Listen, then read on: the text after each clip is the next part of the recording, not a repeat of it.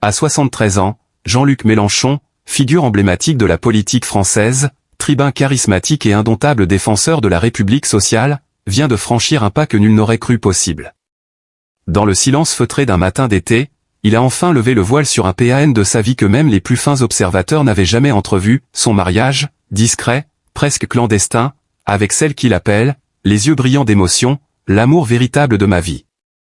L'annonce a été faite avec une sobriété presque désarmante, mais elle a résonné dans l'opinion publique comme un coup de tonnerre dans un ciel serein. Le vieux lion de la gauche radicale, habitué aux joutes oratoires et aux luttes idéologiques enflammées, s'est présenté non pas en tribun, mais en homme. Un homme amoureux. Un homme qui, après des décennies de combats politiques, de discours enflammés à l'Assemblée, de marches populaires, a décidé de s'abandonner à un combat plus intime, plus tendre, plus universel, celui de l'amour. Il ne s'agissait pas d'un coup médiatique. Il ne s'agissait pas non plus d'un artifice pour regagner une quelconque popularité. Non. Ce moment rare, suspendu dans le temps, était celui d'une confession sincère, pudique, empreinte d'humanité. Pour la première fois, Jean-Luc Mélenchon a parlé à cœur ouvert. Et ce cœur, que l'on pensait uniquement dédié à la République, bat pour une femme. Son nom? Il ne l'a pas révélé. Pas encore. Elle m'a demandé de la protéger de la lumière, de la fureur, de ce monde qui, parfois, vous dévore dès qu'il vous découvre, a-t-il confié, un sourire doux aux lèvres, comme s'il caressait en pensée le visage de celle qui partage désormais sa vie. Mais ce que l'on sait, c'est que leur histoire ne date pas d'hier. Elle est ancienne, profonde, enracinée dans les souvenirs et les luttes, tissée au fil du temps, dans l'ombre bienveillante des confidences et des regards échangés loin des caméras. Mélenchon parle d'elle comme il ne parle de personne. Elle est la voix qui apaise mes tempêtes, le regard qui manquerait quand le monde tournait trop vite. Elle est mon point d'équilibre, mon île dans le tumulte. Ces mots, prononcés avec une intensité rare, ont bouleversé même ses détracteurs. Car dans ce moment de vérité, le politique s'est effacé. Il ne restait que l'homme. Et quel homme! Ce mariage, célébré dans l'intimité absolue, loin des projecteurs, dans un petit village niché entre les collines du Languedoc, a rassemblé quelques proches triés sur le volet. Ni ministre, ni journaliste, ni célébrité. Seulement des amis fidèles, quelques camarades de route, et beaucoup d'émotions. Loin des ors de la République, c'est la simplicité qui a régné, des fleurs des champs partagés, des larmes discrètes et des mains qui se serrent. Mélenchon répond avec une franchise désarmante, il m'a fallu ce temps pour comprendre que le cœur aussi a son rôle à jouer. J'ai donné ma vie à la cause du peuple, et je ne regrette rien. Mais aujourd'hui, je veux donner du temps à celle qui, dans l'ombre, m'a tant donné sans jamais rien exiger. Cette déclaration a jeté une lumière nouvelle sur le parcours de l'homme politique. Car derrière la posture intransigeante, les discours enflammés, les emportements parfois cinglants, se cachait un homme épris de tendresse. Un homme qui a aimé en silence. Qui a protégé son amour du tumulte de la politique. Qui a choisi le moment venu pour poser son dernier grand geste public, avouer qu'il n'est pas seulement un homme de combat, mais un homme d'amour. Et dans cette confession se niche une leçon puissante. Une leçon de vie. Celle que même les plus vaillants, les plus orgueilleux, les plus résistants, portent en eux une vulnérabilité sacrée. Que l'amour, même tardif, n'est jamais hors de portée. Que la tendresse peut surgir là où l'on ne l'attend plus. À ceux qui pensaient Mélenchon solitaire, coupé des sentiments, cette révélation vient comme un souffle. Non, il n'est pas un bloc de marbre, mais une chair vive, un cœur ardent, une âme capable de fléchir devant l'émotion la plus simple. La France entière a vibré à l'écoute de cette nouvelle. Les réseaux sociaux ont été inondés de messages de soutien, d'admiration, et même de larmes. Des milliers de citoyens, jeunes et vieux, ont exprimé leur surprise, leur émotion. Pour beaucoup, cette annonce a réconcilié Mélenchon avec une partie du public. Non pas sur le terrain politique, mais sur celui de l'humanité. Certains y ont vu une manœuvre. D'autres un aveu de fragilité. Mais pour ceux qui savent lire entre les lignes, il s'agit d'un dernier grand acte de courage. Oser dire, à 73 ans, que l'on aime. Oser dire que l'on a besoin de l'autre. Oser se marier quand la société vous imagine seul, figé dans une image stéréotypée. Jean-Luc Mélenchon, une fois de plus, brise les codes. Mais cette fois, c'est le code du silence intime qu'il fait voler en éclats. Dans un monde saturé de superficialité, d'annonces calculées, de spectacles éphémères, cette révélation vient comme une gifle d'authenticité. Elle nous rappelle que l'essentiel n'est pas dans les mots criés, mais dans les gestes murmurés. Que les véritables révolutions ne sont pas toujours politiques, mais parfois intimes. Que l'amour, discret mais puissant, peut être l'acte le plus subversif de tous. Jean-Luc Mélenchon vient de nous offrir une leçon inattendue. Non pas sur l'économie, sur l'Europe ou sur la justice sociale. Mais sur la vie. Sur la capacité à aimer encore, à 73 ans. Sur le droit de ne pas tout dire, mais aussi, un jour, de tout révéler. Avec pudeur. Avec grandeur. Avec l'élégance des âmes qui ont tant vécu. Et maintenant? Que reste-t-il? Une image. Celle d'un homme debout, ému, tenant la main de celle qui fut longtemps invisible. Un homme qui a su, au terme d'une vie d'engagement, poser son ultime vérité. Un homme qui a prouvé que la plus belle des victoires n'est peut-être pas celle remportée dans les urnes, mais celle gagnée dans le silence d'un regard partagé. Mais derrière cette révélation bouleversante, une autre question se dessine peu à peu, presque en filigrane: qui est cette femme capable de faire chavirer le cœur de celui que l'on surnommait le dernier des tribuns? Une femme qui, visiblement, a su l'aimer dans le silence, sans jamais chercher la lumière, sans jamais réclamer la place qu'elle méritait dans sa vie publique. Et si l'amour véritable, celui que tant recherche en vain, se trouvait précisément là, dans la discrétion, dans la patience, dans la constance de l'ombre? Certains murmures évoquent une femme issue du monde littéraire, une intellectuelle brillante, plus jeune que lui d'une quinzaine d'années, rencontrée dans un colloque discret sur la francophonie. D'autres parlent d'une compagne d'enfance retrouvée par hasard, des décennies plus tard, à Marseille, là où Mélenchon garde encore ses racines les plus profondes. Rien n'est confirmé. Et lui, lorsqu'on l'interroge, répond simplement: ce qui compte, ce n'est pas qui elle est. C'est ce qu'elle est pour moi. Il y a, dans cette réponse, une sagesse qui force le respect. Car Jean-Luc Mélenchon, que beaucoup ont accusé par le passé d'être trop emporté, trop intransigeant, trop rigide, se révèle aujourd'hui d'une humilité désarmante. Il n'a rien à prouver. Et c'est précisément ce qui rend ce moment d'autant plus bouleversant. Il n'est plus dans la conquête, ni dans la défense d'un programme, ni dans le calcul stratégique. Il est dans l'offrande. Dans le don de soi. Dans la transmission de ce qu'il a de plus intime à offrir. Son entourage proche, habituellement très discret, a été lui aussi ému par cette annonce. Certains anciens compagnons de lutte n'ont pas hésité à confier leur surprise et leur admiration. Je l'ai toujours connu passionné, exalté, mais là, je l'ai vu apaisé comme jamais, a confié un ancien député de la France insoumise. Un autre, les yeux encore brillants de larmes, a murmuré: il a trouvé sa révolution intérieure. Et peut-être est-ce cela, au fond, la plus belle des révolutions. Celle qui ne fait pas tomber des gouvernements, mais qui fait tomber les murs que l'on érige autour de soi par peur d'être blessé. Mélenchon a toujours été un homme de passion. Mais cette fois, sa passion n'est ni politique, ni idéologique. Elle est amoureuse. Authentique. Évidente. La cérémonie, selon les rares détails divulgués, s'est déroulée au lever du jour, dans une petite église désaffectée transformée en salle municipale, entourée de vignes et de garrigues. Aucun luxe. Aucun apparat. Juste des mots. Des mots puissants, vrais, profonds. Il aurait écrit lui-même ses vœux, dit-on. Et dans ses vœux, il aurait glissé une phrase qui résonne aujourd'hui comme un testament affectif: j'ai tant crié pour le peuple, il est temps que je murmure pour toi. Comment ne pas frissonner face à une telle déclaration? Comment ne pas voir là un symbole magnifique de rédemption affective, d'épanouissement tardif, de plénitude gagnée au terme d'un parcours semé d'embûches? Jean-Luc Mélenchon, que certains imaginaient finir ses jours seuls, entre deux piles de livres et de discours inachevés, s'offre au contraire un final éblouissant, digne des plus grands romans d'amour. Et pourtant, ce mariage n'est pas un point final. C'est une renaissance. Une nouvelle page qui s'écrit, en lettres tendres, loin des microphones et des estrades. L'ancien candidat à la présidentielle, plusieurs fois donné favori, puis battu avec panache, a aujourd'hui troqué ses slogans pour des mots d'amour. Il ne cherche plus à convaincre une nation. Il cherche à chérir une seule personne. Et cela change tout. Dans une société où l'image, le paraître, la vitesse dictent la loi, cet acte posé avec lenteur et authenticité est une gifle à la superficialité ambiante. Mélenchon, à 73 ans, nous enseigne qu'il n'est jamais trop tard. Jamais trop tard pour aimer. Jamais trop tard pour dire ce que l'on ressent. Jamais trop tard pour tendre la main à celle ou celui qui, depuis toujours, attend dans le silence. Et la suite? Les journalistes, les curieux, les observateurs politiques cherchent déjà à deviner les conséquences de cette révélation. Mais peut-être qu'il ne faut pas chercher de conséquences. Peut-être faut-il simplement accueillir ce moment avec respect et émerveillement. Le politique, pour une fois, ne doit pas être analysé. Il doit être écouté. Ressenti. Honoré.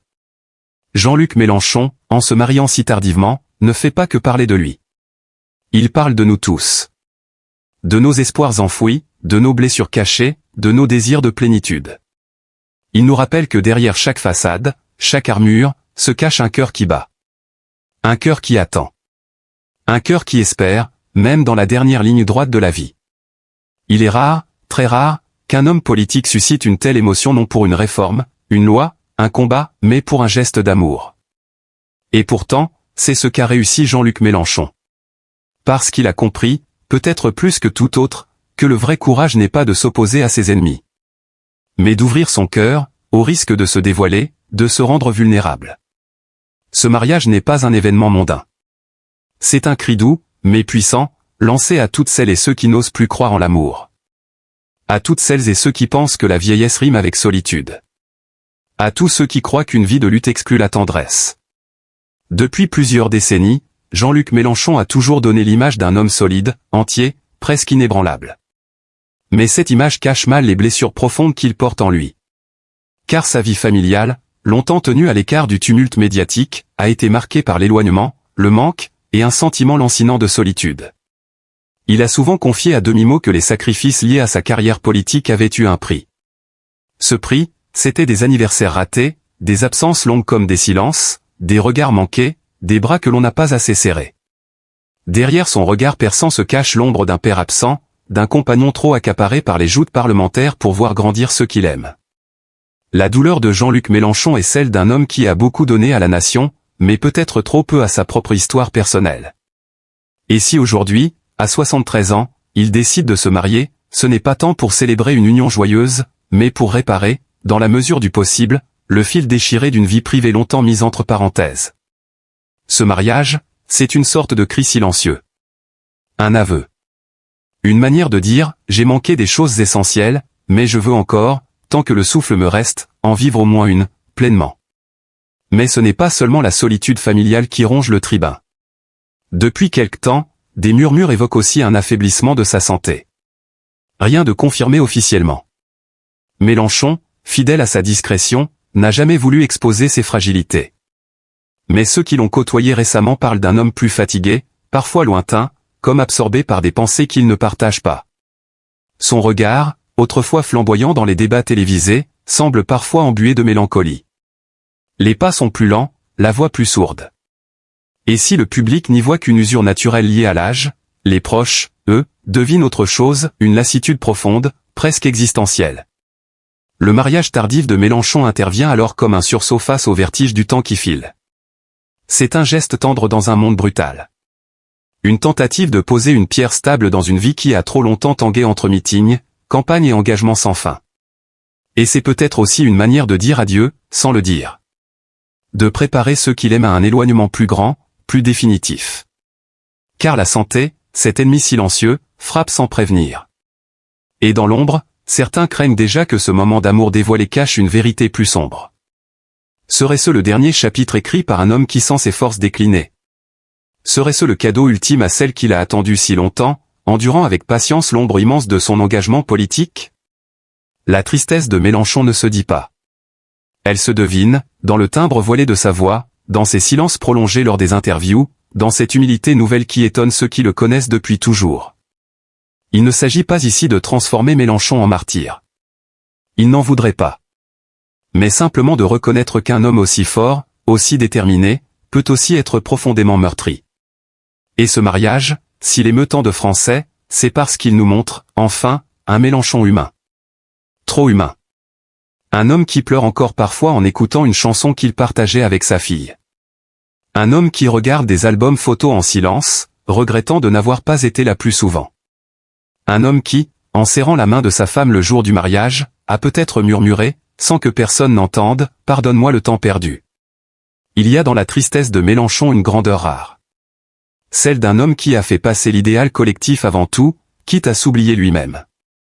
Celle d'un homme qui, dans la dernière partie de sa vie, ose enfin dire « je », après avoir tant dit « nous ». Et s'il a choisi de ne révéler ce mariage qu'à 73 ans, c'est peut-être parce qu'il lui fallait tout ce temps pour s'autoriser à être heureux. Mais ce bonheur, aussi sincère soit-il, reste empreint d'une mélancolie tenace. Car Mélenchon sait que le temps est compté. Il sait que ce bonheur arrive tard, presque trop tard. Et pourtant, il avance, le regard droit, la main tremblante mais déterminée. Il avance vers cette lumière qu'il a trop longtemps ignorée, celle de l'amour intime, de la chaleur d'un foyer, du pardon. Il y a des silences qui crient plus fort que 1000 discours. Et le silence de Mélenchon, aujourd'hui, résonne comme un appel au respect, à l'émotion, à la tendresse. Derrière l'homme politique se dresse un homme blessé, mais encore capable d'aimer, de rêver, de pleurer. Ce n'est pas un fait divers. Ce n'est pas une anecdote. C'est un geste d'une puissance rare.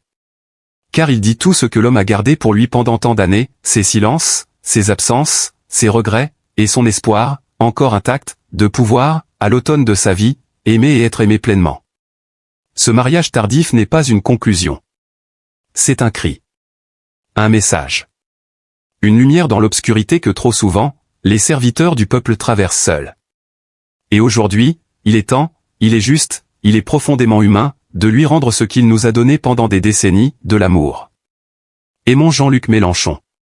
Aimons-le non pas seulement pour ses combats politiques, mais pour sa capacité bouleversante à rester debout, même quand le cœur vacille. Aimons-le parce qu'il a sacrifié tant d'instants de tendresse pour des batailles collectives. Parce qu'il a vu vieillir ses proches de loin, en courant d'une manifestation à une commission parlementaire, parce qu'il a préféré 1000 fois l'Assemblée à un dîner en famille, croyant sans cesse que la justice sociale méritait ce sacrifice. Et pourtant, derrière cette carapace, il y avait un homme qui pleurait parfois en silence. Un homme qui a vu partir des êtres chers sans avoir eu le temps de leur dire tout ce qu'il avait sur le cœur. Un homme qui a sans doute souffert de ne pas être là, de ne pas pouvoir être simplement Jean-Luc, l'ami, le père, le compagnon, sans avoir apporté, toujours, la figure du chef. Aujourd'hui, il n'est pas trop tard pour le regarder autrement. Non pas comme une figure clivante, mais comme un être humain qui ose, à l'âge où beaucoup renoncent, tendre la main à l'amour. Car épouser l'amour de sa vie à 73 ans, c'est un acte de courage. C'est un acte de foi. C'est croire que malgré les blessures, malgré le temps perdu, il reste encore des pages à écrire à deux. Il reste encore des silences à combler par des regards, des gestes tendres, des matins partagés. Et nous, peuple de France, nous qui avons tant reçu de lui, avons-nous su lui donner en retour ? Avons-nous su, au-delà des débats enflammés et des slogans, reconnaître l'homme qui tremble parfois quand les caméras s'éteignent ?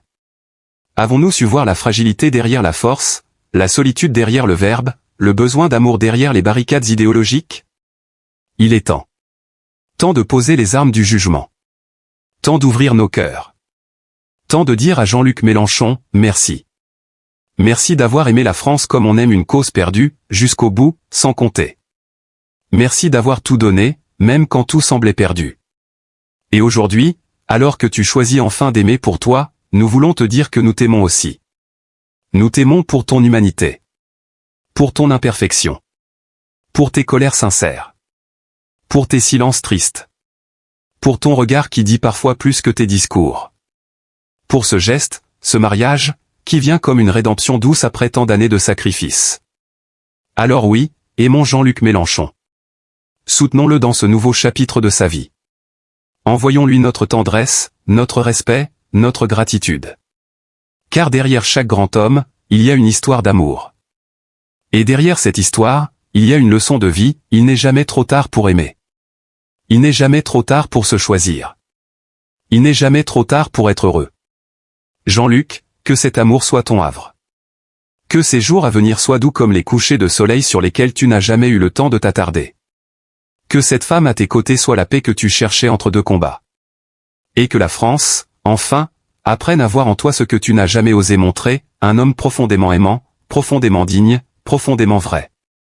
Aimons Jean-Luc Mélenchon. Car derrière la figure politique se cache un homme qui, à 73 ans, nous rappelle qu'aimer est encore possible. Et qu'il n'y a rien de plus révolutionnaire, au fond, que de croire en l'amour. Aimons-le, parce que cet homme que nous pensions connaître ne cesse de nous surprendre. Il aurait pu se taire, comme il l'a fait si souvent lorsqu'il s'agissait de sa vie privée. Il aurait pu continuer à cacher cette part de lui, celle qu'il protégeait farouchement depuis tant d'années, de peur qu'elle ne soit jugée, déformée, piétinée. Et pourtant, il a choisi de parler. Pas dans un grand discours, ni sur les plateaux de télévision, mais dans un souffle, dans un aveu presque timide. Il a osé révéler ce que peu d'hommes de son envergure acceptent d'admettre, qu'il a besoin d'aimer et d'être aimé. Qu'il a attendu. Qu'il a espéré.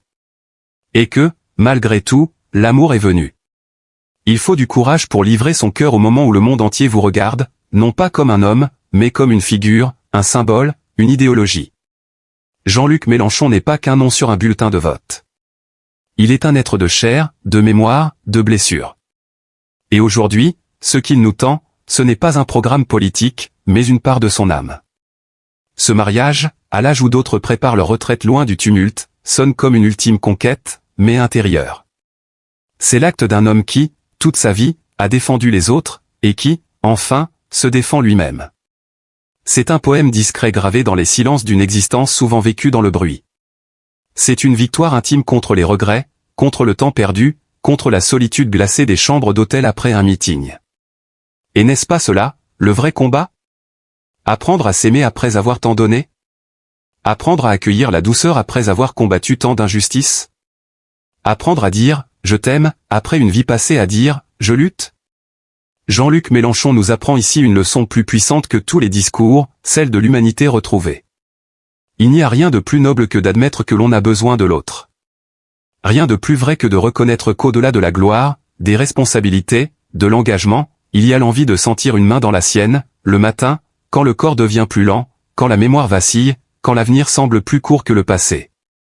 Ce mariage, c'est aussi une prière silencieuse adressée à la vie. Une manière de dire « je suis encore là ». Et nous, que faisons-nous de cette main tendue? Allons-nous détourner les yeux, happés par les polémiques, ou allons-nous, pour une fois, regarder cet homme avec le regard de la compassion, de la reconnaissance? Car Mélenchon, malgré ses coups de gueule, malgré ses postures souvent abruptes, n'a jamais cessé d'aimer la France. D'un amour rude, passionnel, parfois maladroit, mais toujours entier. Et aujourd'hui, c'est à nous, citoyens, de lui rendre cet amour. Pas par des votes, pas par des slogans, mais par une chaleur humaine simple. Un mot. Un regard. Une pensée. Peut-être qu'un jour, il se retirera, loin du bruit et de la fureur. Peut-être que ce mariage est la première pierre d'une retraite plus intime, plus douce.